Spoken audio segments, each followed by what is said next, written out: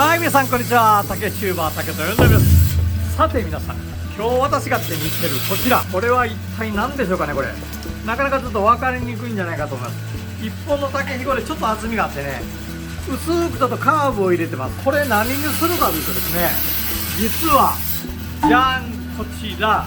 温泉カゴ、床ゴなんて言って呼んだりもするカゴなんですが、この持ち手部分になるのがこの竹なんです。こういった床ゴっていうのは結構旅館さんなんかでたくさん使っていただくことが多いんですが、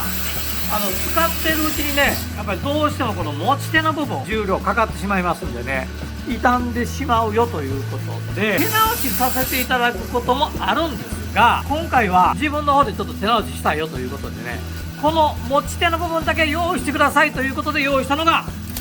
じゃん、先ほどご覧いただいたこちらの竹台なんです。軽く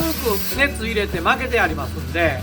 お客さんの方でねこうキュッと曲げて、でこう穴を開けて、で線を通して止めていただいて、また使っていただけるというようになってます。こういった持ち手だけ送らせていただくってことは珍しいんですが、旅館さんの方でね結構器用な方がおられて、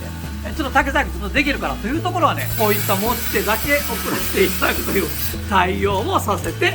いただいてますよ。何年も前にお届けしている竹かごなんですが、だからもう竹かごの色はねもう随分色あせて落ち着いたいい感じになってると思うんですが、そういったかごにまだこういった